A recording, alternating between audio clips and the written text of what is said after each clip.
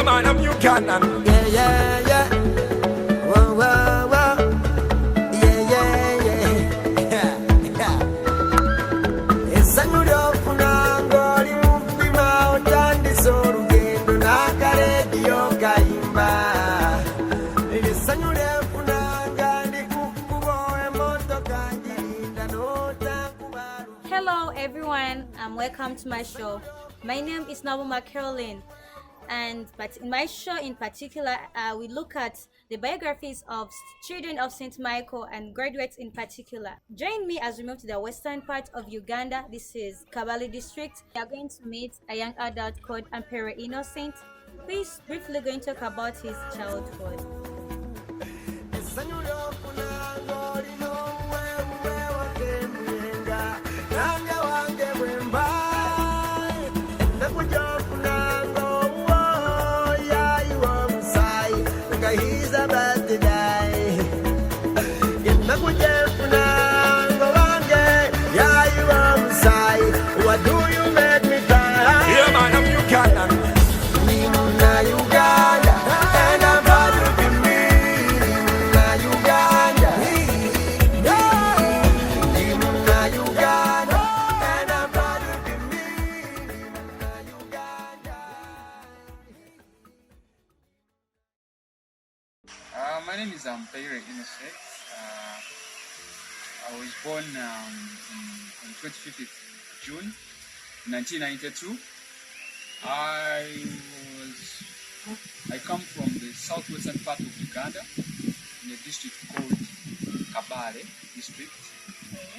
As I was born, I was the third brother in the family, so there was not much excitement about my birth. My birth was just as an ordinary person. Yeah, an ordinary person, the way, because there was no excitement. There were girls, there were boys already existed in the family, so it was really nothing interesting. Also, was the famous herdsman in our place. He used to look after cattle.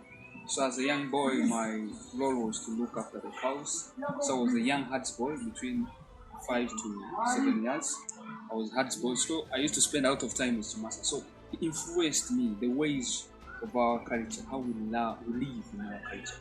Dusa is a game which is now it's called a spinning the something like the bubble, spinning the bubbles. Where you get a coin and flip it around. I understand. For us, we had a dusa. We could shape something like a spear, but a spearhead, but something with when it is having a thick board on the top, and then it narrows down as a spear. So you could have a stick with a thread on it, so you spin it using a stick.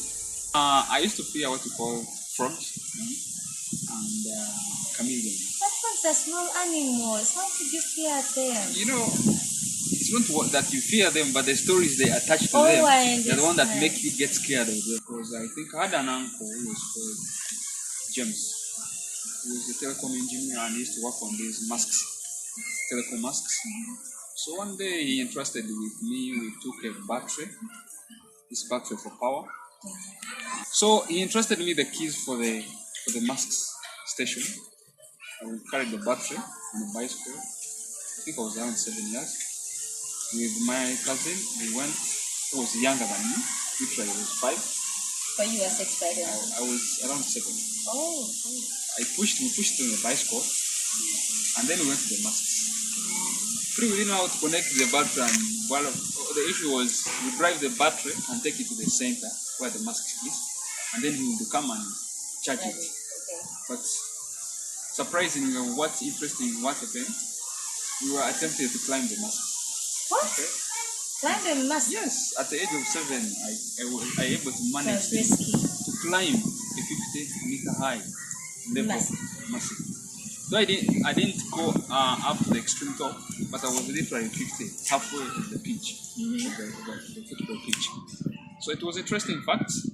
It was scary when you look down, but it was fun. It was fun when you try to see the distance you could watch. I couldn't get scared. Literally, I got scared when I looked down and I stopped. But when I was climbing, it was so exciting that there was nothing to stop you. Okay. So that was some of the most interesting stories that I got as a young child. My mother was a housewife. She's a housewife. She just looked after the They family. should do the farming. So she, as a housewife, you do what we call subsistence farming. You farm what you can use to feed the family. Okay. So there's nothing like buying food in the village. You could live like that.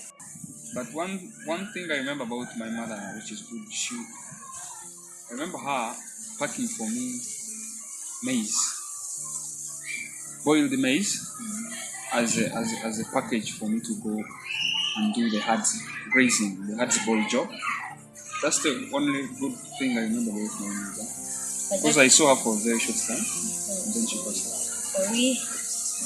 So was that maize for lunch, breakfast, or just when you feel hungry, you have that maize as a meal? Or literally, that maize was given to me on that day for breakfast. I remember during that period we didn't have cows, young cows. So our cows were not given milk.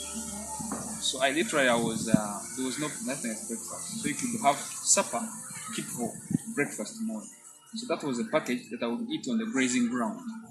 So that was the maize I remember giving me in my jacket.